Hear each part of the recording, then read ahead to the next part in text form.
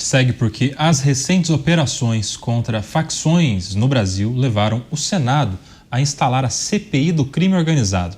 O presidente da Casa, Davi Alcolumbre, afirmou que o colegiado deve ser oficializado na próxima terça-feira e contou com o apoio de 31 parlamentares, mas nenhum deles do PT.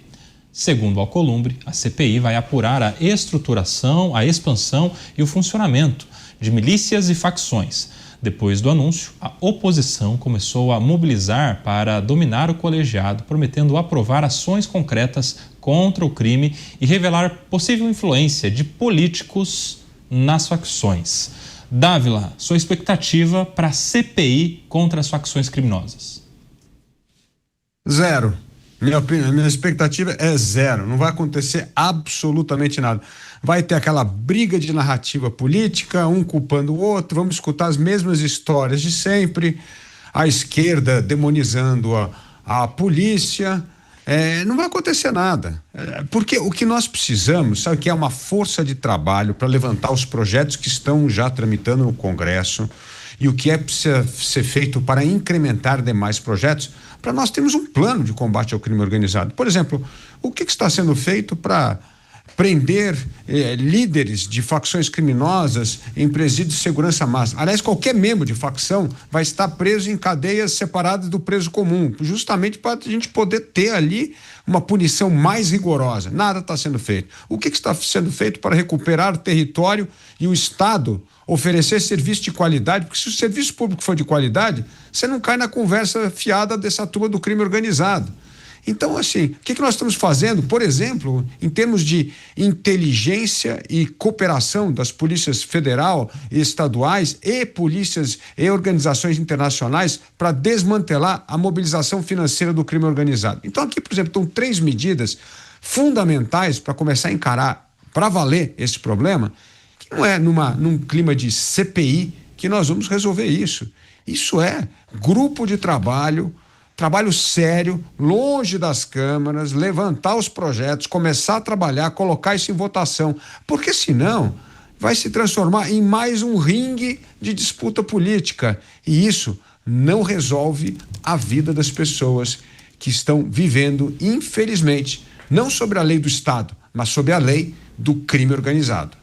Ô Beraldo, será que nessa CPI vai ter parlamentar com coragem para intimar o Marcola, por exemplo, para ir lá falar perante a CPI?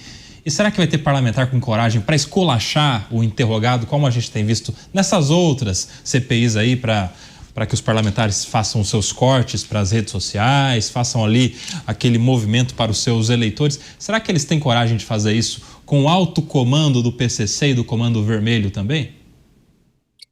Kobayashi, os nossos parlamentares não estão conseguindo pegar ladrão de velhinho. A gente olha para a CPMI do INSS e nós estamos vendo o que está acontecendo. E aí, imagina-se que os parlamentares vão dar dura no Marcola, serão humilhados pelo Marcola. Marcola está preso há anos, décadas talvez, não sei quantos anos ele já está preso. Comanda de dentro da prisão a facção criminosa que mais se expande no mundo, um conglomerado do crime que fatura centenas de bilhões de reais todos os anos. Vocês acham que um desses vigaristas que ficam lá querendo lacrar com um videozinho para a internet vai enquadrar o Marcola? Serão absolutamente, totalmente humilhados, com raras e honrosas exceções. Mas o número de parlamentares qualificados para fazer com que a CPI, uma eventual CPI, em relação ao crime organizado, dê frutos concretos, esses, tenho certeza, sofrerão todo tipo de resistência para atuarem nessa CPI. Alguns até terão medo, não querem se expor, têm família, têm filhos, não querem se expor. A gente precisa lembrar o que aconteceu com o Nicolas Ferreira, quando teve a indicação, no meu entendimento, a honrosa indicação de relatar o projeto de lei que transforma essas organizações criminosas em grupos terroristas. E ele abdicou dessa relatoria com medo. Então, enfim, cada um sabe de si. Mas esse é um ato que exige muita coragem. Coragem que a gente não vê em número suficiente dentro do Congresso Nacional. Portanto, o que os senhores e senhoras parlamentares que têm efetivamente um compromisso de combate ao crime precisam fazer é pressionar o senador Davi Alcolumbre, que dorme em cima de projetos de lei importantíssimos que não são ainda leis, que não estão em vigor, simplesmente porque dependem do senso de prioridade do presidente do Senado. Nós temos leis ali que foi aprovada na Câmara, precisa ser votada no Senado, por exemplo, que restringe bastante as possibilidades de soltura numa audiência de custódia. Projeto apresentado e votado e aprovado por Kim Kataguiri na Câmara dos Deputados. E vários outros projetos de outros deputados. Agora, cada um tem que fazer a sua parte, não adianta só fazer o showzinho da internet e do noticiário, não. Portanto, eu estou com o W, eu não tenho absolutamente nenhuma expectativa de produção concreta de resultado dessa CPI. É simplesmente uma cortina de fumaça para não fazerem aquilo que efetivamente está ao alcance deles. Vai dizer que o Senado está dando uma resposta à sociedade, quando, na verdade, usarão isso para deixar esse assunto arrefecer. E você, Mota, qual a sua expectativa sobre essa CPI? Você acredita que, a partir dessa CPI, os políticos vão conseguir retirar informações sobre a influência das facções na política? Eu sou um pouco menos pessimista que os meus colegas, porque, como eu há muito tempo acompanho a realidade da segurança pública no Brasil, eu já vi coisas muito difíceis de acreditar. E já passei por momentos em que perdi toda a fé em qualquer possibilidade de melhora. Mas melhoras aconteceram. Então, eu sempre digo a quem é pessimista sobre o futuro: a gente não tem a mínima ideia do que vai acontecer, né? Nem das coisas ruins, nem das coisas boas. Como eu já disse aqui, eu acredito que o combate ao crime no Brasil tem que começar pela divulgação das ideias corretas. E isso é um trabalho enorme, gigante. Qualquer espaço que nós tivermos para isso, é importante que ele seja aproveitado. Eu acho que essa CPI pode ser um espaço. Eu acho, Koba, que neste momento o Congresso Nacional, os políticos de oposição, o que a gente chama de forças da direita, tem na mão uma oportunidade histórica, porque esses políticos têm a chance de abraçar duas bandeiras fundamentais nesse momento. A primeira é soltar cidadãos que estão presos indevidamente. E a forma de fazer isso é através de uma anistia. Essa bandeira não pode ser esquecida. A outra bandeira, que é espelho dessa, é colocar na cadeia os criminosos que tornam a vida do brasileiro um inferno. Então, a anistia e o combate ao crime sem tréguas. Eu acredito que essas duas bandeiras, se forem defendidas com coragem, com determinação, com inteligência, elas têm o potencial não só de transformar a nossa vida e a cena política, como mexer muito no panorama eleitoral do ano que vem. Ô Luiz Felipe Dávila, eu quero a sua opinião sobre essa, que é uma das intenções dessa CPI, pelo que se anuncia, que é verificar a influência da relação política nas facções e das facções na política. Já há muito tempo que as facções criminosas não têm como principal negócio vender droga. Para além de vender droga, eles estão se infiltrando em negócios lícitos, em lavagem de dinheiro, postos de combustíveis já há muito tempo e alguns outros até envolvendo fintechs, enfim, a gente se lembra da operação que aconteceu aqui em São Paulo há algum tempo, a Operação Carbono Oculto, né? E a gente também sabe que as facções têm se infiltrado no meio político, financiando campanhas, financiando candidaturas, justamente para depois colher os frutos com contratos públicos. Aqui em São Paulo tivemos no ano passado a operação envolvendo o transporte de ônibus, em algumas cidades aqui no estado de São Paulo envolvendo contratos, licitações, Câmara de Vereadores, prefeituras, enfim. Como que uma CPI vai ter o poder, através de seus políticos, que são ali indicados pelas lideranças partidárias, de desvendar a influência das facções e a relação dessas facções com o mundo da política também. Em Luiz Felipe Dávila. Koba, se o Congresso estivesse disposto a resolver a questão do crime organizado ou tratar com seriedade, não faria CPI. Chamaria para uma reunião, por exemplo, o nosso promotor Lincoln Gakia, talvez o maior conhecedor do crime organizado no Brasil. E ali ele definiu 6 pontos que hoje classificam o PCC, o Comando Vermelho, como o que ele chama status de máfia.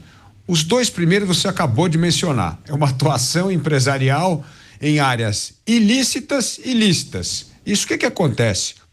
Aumenta o custo dos negócios legais. Porque hoje nós temos análise de risco, de peso aqui, qual é o peso do crime organizado em determinado segmento. E isso é levado em conta na hora do investimento privado. Qual é o investimento privado que quer entrar hoje em distribuição de combustível? Ninguém quer entrar. O cara faz uma análise do risco político e do risco do crime, falando, esse negócio não vale a pena, vamos fazer outro negócio. Então, primeiro ponto é isso, é uma atuação empresarial de organizações criminosas em áreas lícitas e ilícitas que aumenta o custo das transações legais. O segundo ponto é o outro que você mencionou, é a infiltração do poder do crime organizado no Estado, na política, no poder judiciário, na polícia, no Congresso. Então, o crime organizado já está permeando em todas essas áreas. Financia campanha, agora está financiando até a formação de gente nas escolas de direito para futuramente ocupar o judiciário e até mesmo a Suprema Corte. Ele já tem a ambição de chegar lá em cima, né? Então, esse é outro ponto importante.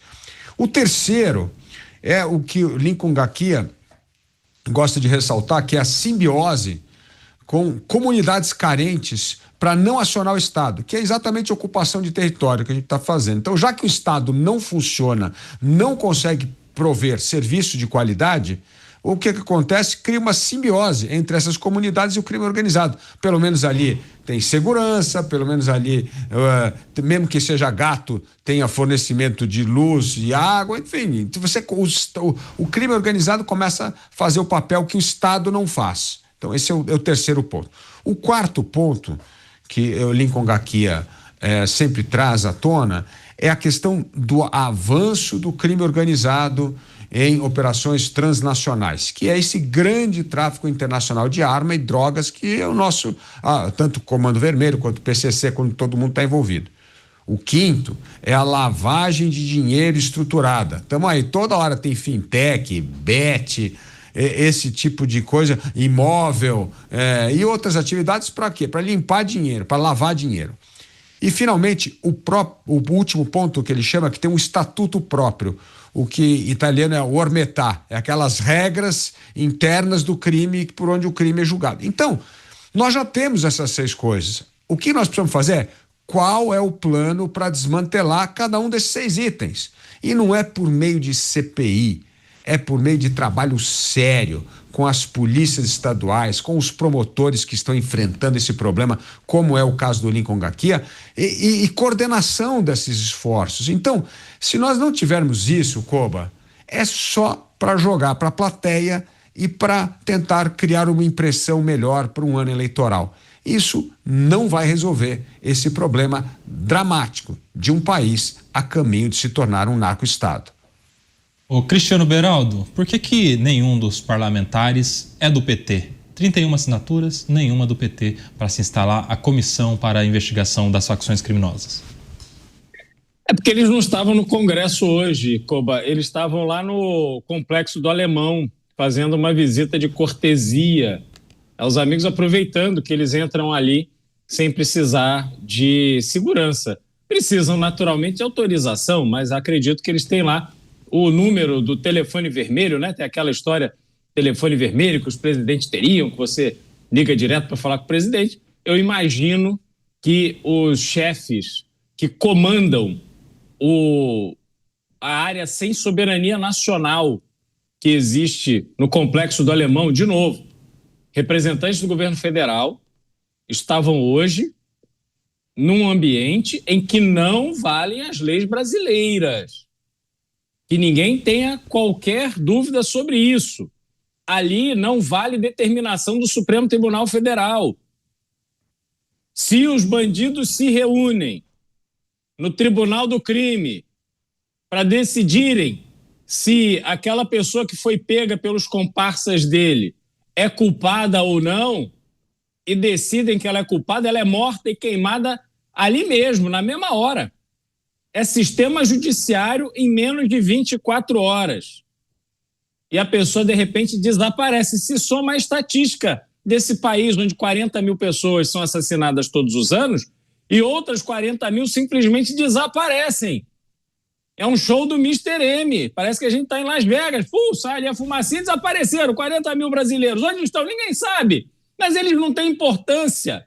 Aí, na hora que os marginais são mortos com fuzil na mão, aí essa turma sai do Congresso para dar importância para esses marginais, para esses criminosos. Eles estão lá usando o nosso dinheiro, que nós pagamos para eles irem lá. Fazer cortesia para vagabundo marginal criminoso. O governo brasileiro hoje é isso. E nós ainda tivemos a humilhação que foi imposta ao diretor-geral da Polícia Federal pelo ministro da Justiça, que o cortou no meio de uma entrevista para dizer que quem tem que falar com o governador é o primeiro escalão. Não é subalterno, diretor da Polícia Federal, não. É assim que a Polícia Federal é tratada nesse governo. Não há autonomia da Polícia Federal hoje. Ficou claro que a Polícia Federal atua subserviente às vontades do ministro da Justiça e do presidente da República. Isso não é democracia. Isso não é lugar, coisa de país civilizado. Isso demonstra o quanto não existe absolutamente nenhuma ação para diminuir o poder do crime organizado hoje no Brasil. Porque se houvesse, nós não teríamos nas fronteiras brasileiras esta festa diária de toneladas de cigarro contrabandeado, cocaína e tantas outras drogas que simplesmente passam à vontade pelas fronteiras. Portanto, Kobayashi, esse é o motivo por que esses deputados, esses parlamentares do PT não quiseram participar dessa CPI, porque não querem ter que confrontar pessoas que os recebem de tapete vermelho em áreas que só eles entram. Também chamar o Roberto Mota a respeito disso chama atenção, né, Mota? A ausência de assinaturas de parlamentares do PT para que as facções sejam investigadas. O problema está nas ideias erradas e na influência dessas ideias em cima da legislação e da jurisprudência. Então, o Congresso Nacional pode mudar a lei, ele pode endurecer, mas ninguém sabe o que vai acontecer com essa lei nova ou essa alteração depois, como é que isso vai ser julgado, especialmente nesse ambiente de ativismo judicial que a gente vive. Agora, é preciso entender o problema. A questão não é técnica, a questão não é fazer grupos de trabalho ou firmar contratos. Para a gente avançar, é preciso duas coisas: mudar a lei e também mudar a orientação que hoje impera no judiciário, especialmente nos tribunais superiores. Porque se essa mudança não ocorrer, até um eventual endurecimento da lei pode ser julgado inconstitucional. Ou a medida tomada pelo Congresso pode ser diluída, exatamente como aconteceu com a lei da saidinha. O Congresso acabou com a saidinha, a lei relatada, salvo engano, pelo Derrite. O que aconteceu? O Judiciário decidiu, olha, tudo bem, mas só para quem for condenado a partir de agora. Para quem já está preso, não vale isso. Meus amigos, a questão não é técnica. Desculpe ser específico em relação a isso. A maioria dos magistrados do Brasil está amordaçada, proibida de falar, submetida a controles muito duros. A falência do sistema de justiça criminal, não tem a ver com equipamento ou falta de investigação.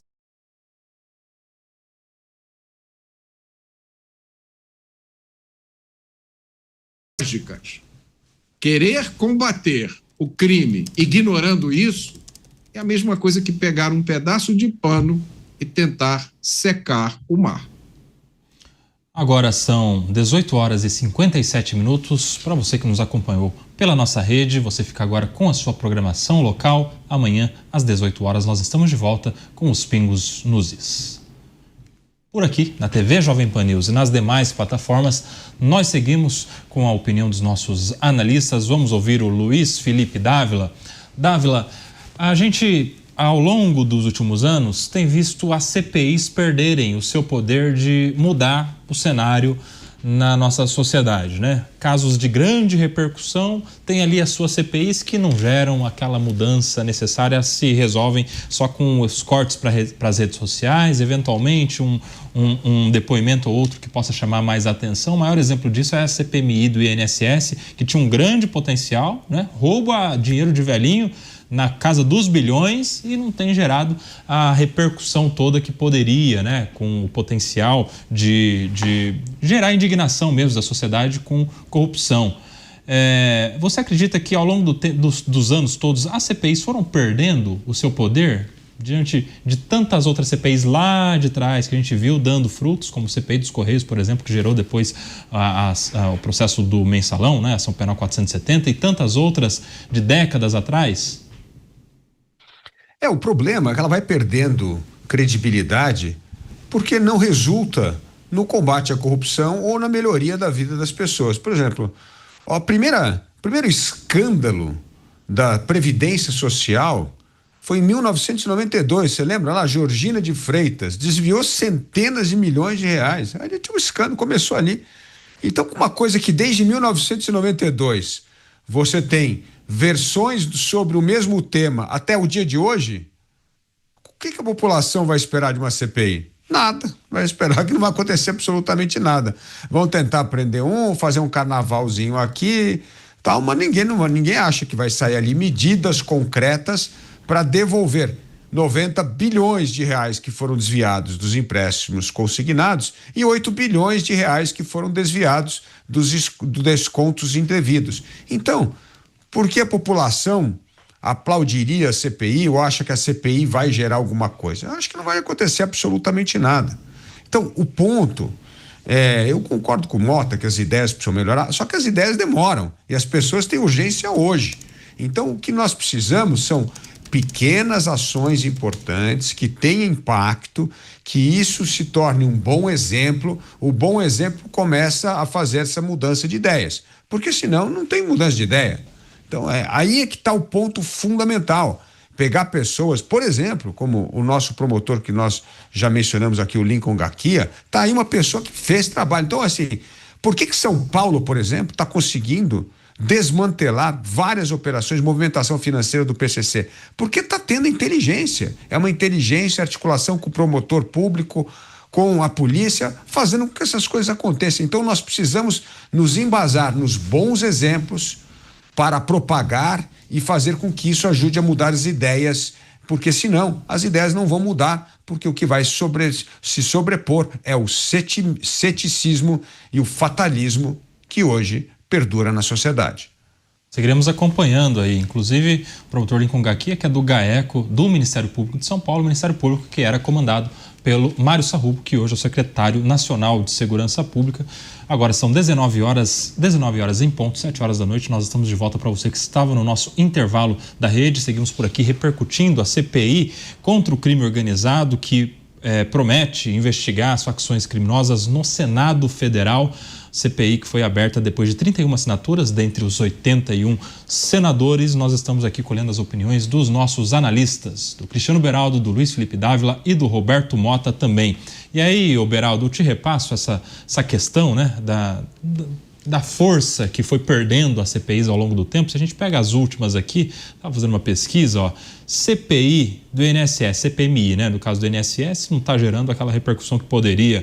A gente viu mais recentemente também CPI da Braskem, situação lá que envolve a Maceió, né? E a região, enfim, CPI do MST, que tinha um potencial gigantesco também diante de tantos crimes que são efetuados nessas invasões aí em relação ao MST, CPI das bets, enfim, são várias CPIs que foram se acumulando ao longo dos últimos anos e que não geraram, pelo menos do ponto de vista palpável aí, visível, notável pela população, nenhum tipo de resultado. Pois é, a gente precisa lembrar que antigamente, quando uma pessoa ia depor na CPI, ela era obrigada a falar e se ela não falasse, se ela não respondesse, ela poderia sair de lá presa. Eu me lembro, uma das últimas CPIs que teve esse caráter, essa dinâmica, foi a CPI que investigou o Banco Marca e o Banco Fonte Sindan, lá na década, no começo dos anos 2000, se não me engano, quando houve a desvalorização do real. Aí você vê, é um show, espetáculo de Brasil, né? Foi feita a desvalorização do real pelo Banco Central e aí o noticiário da época e o Congresso Nacional se debruçaram sobre os dois bancos que quebraram, ao invés de se debruçarem nos bancos que ganharam rios de dinheiro. Obviamente, gente que soube da informação com antecedência e se posicionou contra o real e ganhou fortunas, mas o Congresso Nacional foi investigar quem quebrou. E aí, durante o processo de investigação, ali de depoimentos e tal, houve pessoas que saíram dali, presas, enfim, iam até a delegacia dali soltar. Mas, a partir dali, começou a haver essa concessão de habeas corpus do Supremo Tribunal Federal que permite que as pessoas não falem nada. Então, ela não vai ali com nenhuma obrigação de dizer o que sabe. Então, por que você vai mobilizar esforços e recursos do Congresso Nacional, que, como eu disse, tem inúmeras leis que precisam ser votadas, mas são postergadas, e aí você vê os congressistas dedicando o seu tempo a fazer esse show que não dá em nada. É claro, às vezes você pega alguém no contrapé, numa fala e tal, você soma um pouco ali de informação, mas olha o que aconteceu, CPI da Covid, por exemplo, nada. Né? Agora a gente tem aí a CPI do INSS que você citou. Bom, roubaram, assim, é um roubo muito fácil de ser constatado, porque você tem o débito na conta dos aposentados. Então você consegue comprovar que o aposentado te autorizou a debitar? Não consigo. Então é um roubo, ponto. Então você é um ladrão. Agora, como é que você conseguiu cometer esse roubo? Vamos entender aqui o fluxo do dinheiro. E aí você começa a chegar nas respostas que você precisa. Não é isso que a gente tem. E aí, a última, o Kobayashi, só para eu resgatando aqui pela memória, acho que último depoimento que teve uma grande repercussão, e eu não me lembro se foi no Conselho de Ética da Câmara, se foi numa CPI, foi quando Eduardo Cunha, ainda presidente da Câmara dos Deputados, responde uma pergunta de Clarissa Garotinho negando que ele tinha conta bancária no exterior. E a partir dessa afirmação dele é que decorreu o processo de cassação, porque se descobriu logo depois que tinha, assim, ele era beneficiário de conta no exterior. Então, mas isso assim é uma em 1 milhão, desse monte de CPI que acontece que a gente nem fica sabendo, o resultado é absolutamente nenhum. Isso foi na CPI da Petrobras, em março de 2015, ou seja, há exatamente 10 anos e alguns meses. A pergunta era da tal da Trust, na Suíça, senhor Cristiano Beraldo. Esse é o depoimento do ex-presidente da Câmara dos Deputados, Eduardo Cunha, um pouco antes, aproximadamente 1 ano antes, ali do impeachment da presidente Dilma Rousseff.